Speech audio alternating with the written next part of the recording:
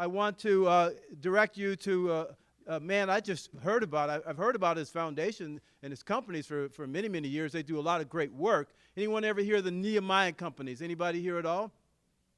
They are doing a lot of great work all across the United States for worker housing. And so I've asked Scott Syphax if he would address us and tell us about some of the risks inherent in this problem that we're facing today and what is likely to happen if we don't do something about it. And with that, Scott Syphax, would you please come up to the microphone and we'll listen to you. Thank you so much.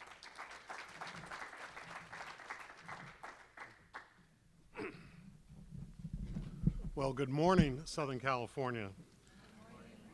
I have to tell you, I'm up here from Sacramento, and our weather is about like yours. So, and you know, I should be happy, but the governor still hasn't told me I can turn back on my sprinklers yet. I don't know what he's waiting for. Well, when Mel called me up and asked if I would be interested in coming down, I leapt at the chance. And the reason is that there are too few rooms like this happening in California right now. Yes, sir. There are too few rooms that conversations like this are happening right now in California.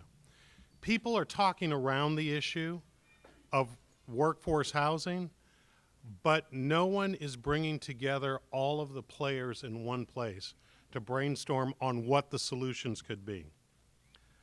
Over the past 16 years, as the chairman and CEO of the Nehemiah companies, I've had the privilege of doing everything from dining with presidents to being in the rooms with famous personalities and Supreme Court justices and athletes. And I share that with you because while all of those experiences have been nice, the single experience that gives me the greatest joy, other than watching my children achieve something that they haven't done before, is every time I put the keys into the hands of a young family moving into their house for the first time. Now, I heard that there are a few realtors in this room. So all of you must know exactly what it is that I'm talking about. The excitement, the joy, the pride that comes when you finally have hit that milestone that says you've made it. I'm a grown-up.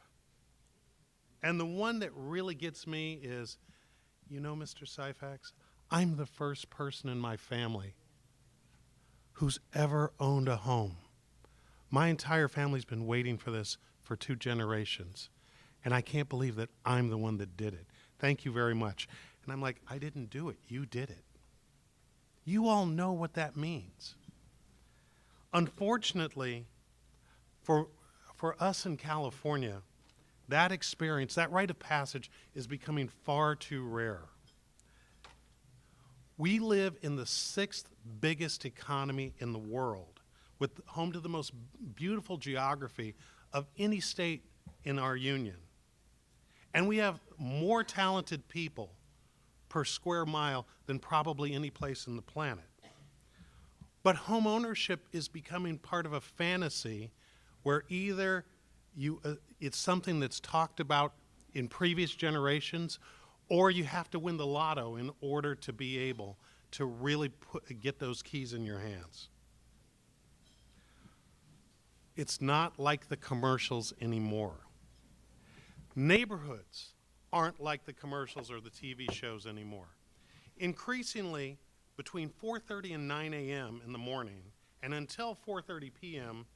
to 9 p.m. at night, there's nothing in many of our neighborhoods. The majority of the daylight hours in our neighborhoods are ghost towns. Children are in homes by themselves. There is nobody on the street because we're afraid of letting our kids out, because there are no parents or people around to sort of look over the neighborhood. And family dinners are special occasions. They're not every night events. I had the opportunity a little while ago to talk with Kim Harrison, who's from the Department of Public Health. And I asked her, I said, why are you here? Why is somebody from Public Health here? And she said something that every single person in this room needs to pay attention to. That housing and home ownership is a public health issue. It is a public health issue because what happens is this, is that we are degrading family and community experiences. We talk about how it is that people, you know, are making it day to day in terms of their jobs. But what we don't talk about is how even those jobs and the distance that we have to travel to get to those jobs is impacting everything from the safety in our communities to how well our children are doing in schools. You can't be an involved member of the community if you're never there. And that's what I'm talking about. You know, I'm reminded of the great mayor of New York in the early 20th century, Fiorello LaGuardia.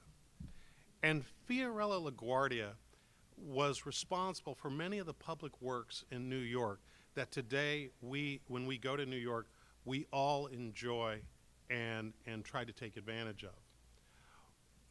But what I remember about the many things he said, the one that really got me as a person who works on home ownership and a person who has been, dirty word for some, a real estate developer, is he says, you know who kills the good things?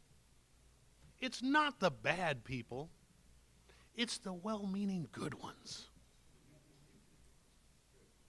Well-intentioned, well-reasoned, but ultimately, like Gulliver being held down by the Lilliputians, great projects, great aspirations, and frankly, great housing oftentimes dies by 1,000 cuts. And let me tell you how that works. The project that we kill, the fee we put on, the initiative which essentially further constrains the hands of people that create housing. Every single thing has to be considered in terms of not just what your aspiration is, but what type of disincentive does it create in the marketplace for people to actually produce. Now, some of you have heard of the Nehemiah Corporation before, but I want to just tell you a little bit about where my experience comes from and why I'm here today. My flagship program, the Nehemiah program, was the largest privately funded down payment assistance program in the United States.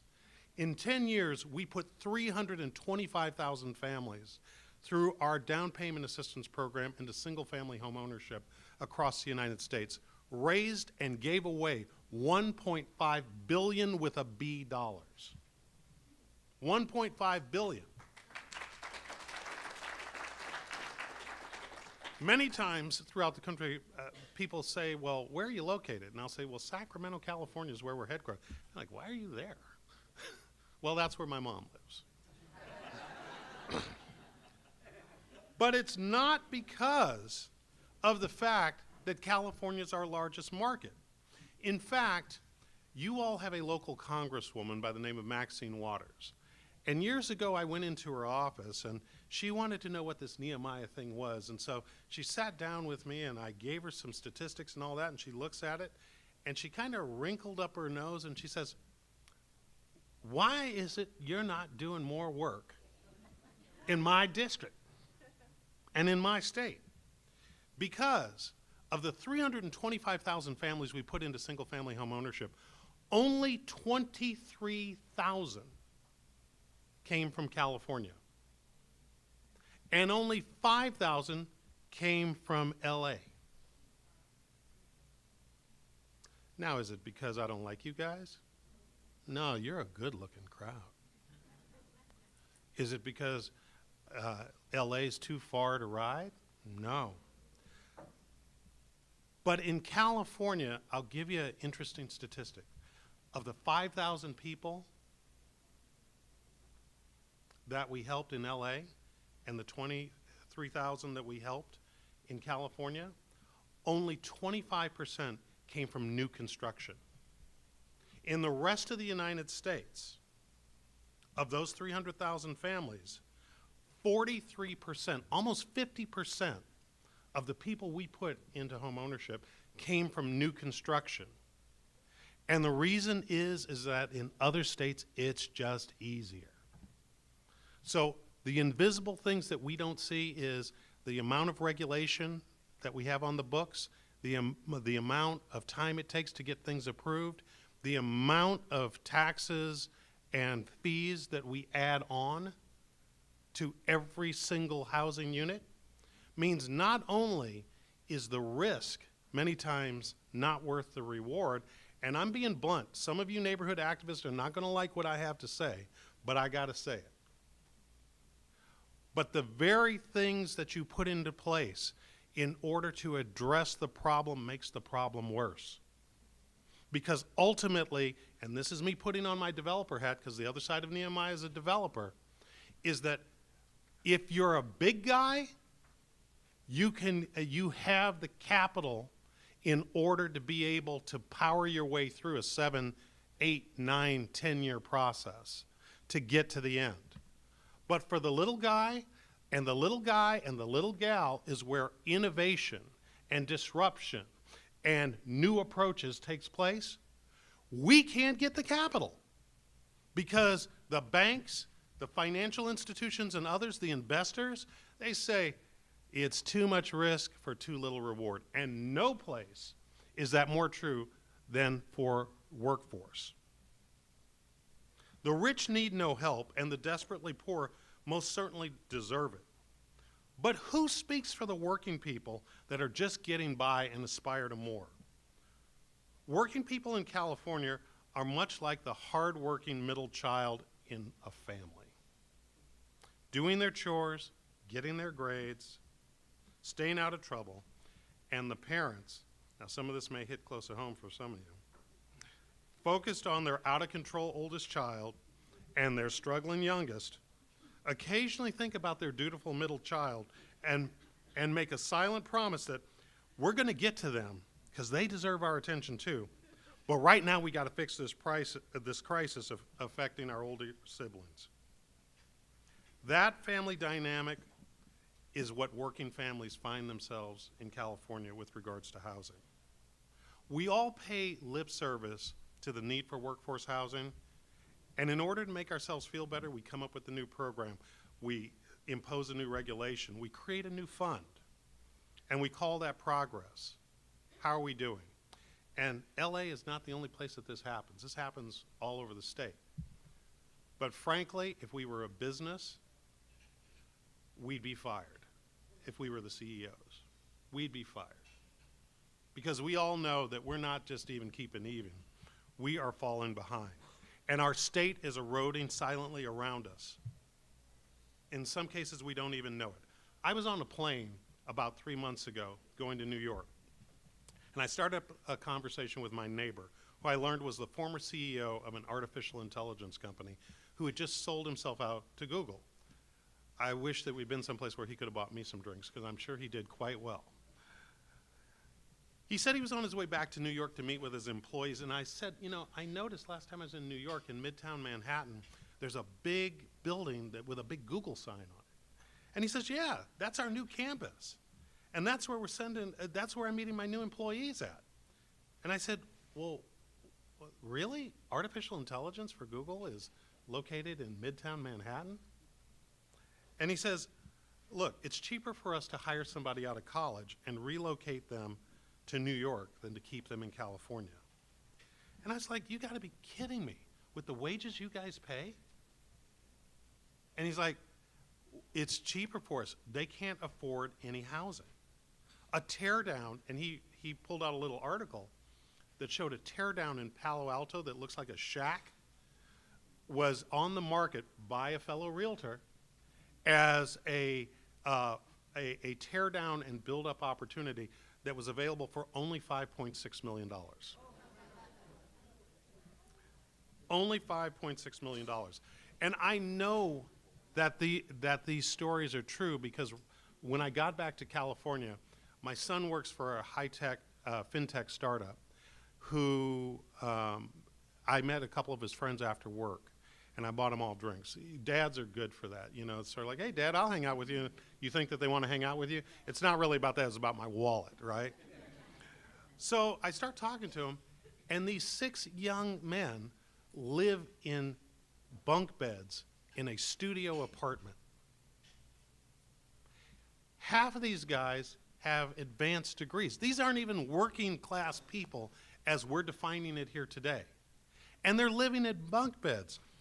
We talk a lot of people in this room, we talk about, you know, our kids just don't seem to be growing up fast enough. Well, the reason that they're not growing up is because they can't enjoy the rites of passage that normally come with adulthood. And one of those key ones is home ownership. You want to be able to start a family. You want to be able to put down roots. You want to be part of a community. How are you going to do that when the basic fundamentals that come with what we all perceive as our personal version of the American dream aren't available to us? And so I say to you that we have failed. You all know the statistics for LA and this part of California better than I do. I've got them, but I'm not going to repeat them because there's no point and we're short on time. But we've got to do better. We've got to act now. Let's not have a black swan event before we're willing to act.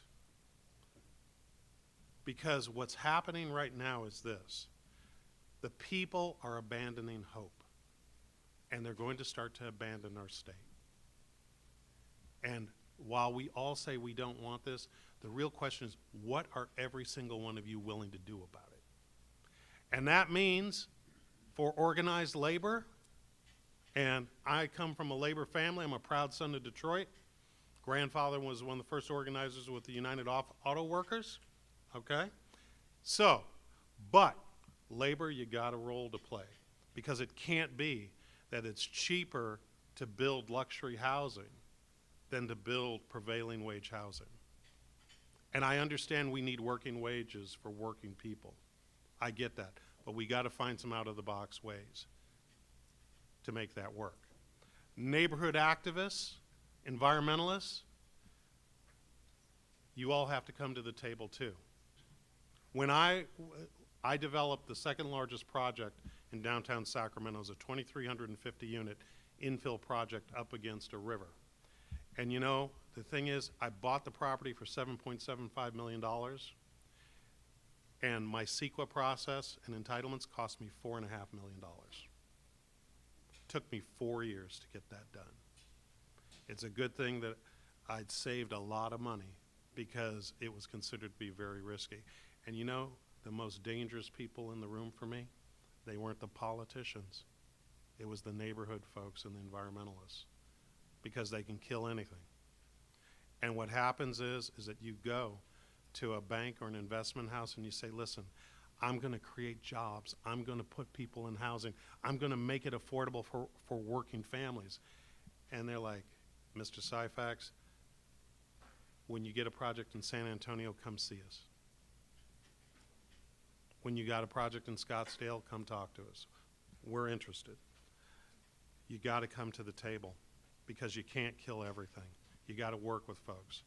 And to the folks in the banking and finance arena and in government, we all have to move off out of our comfort zones and get to the place where it is that we're creatively coming to the table and putting everything on the table.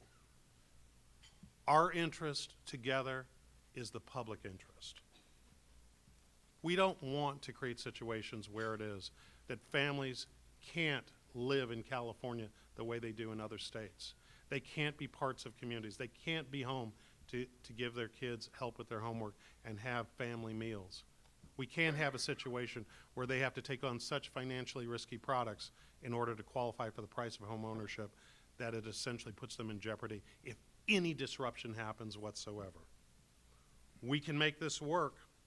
We've got the greatest research institutions and the best political and practical minds in the entire world in this state.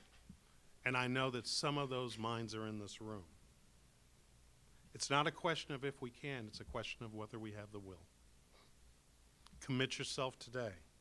Move beyond the narrow interest of what you're trying to protect and think about who it is you should be trying to protect. We can all do this if we only decide and we act. And for self-interest's sake, act now. For your community, for your neighbors, for your families, for yourself. We're out of time. The black swan is coming. Thank you all very much.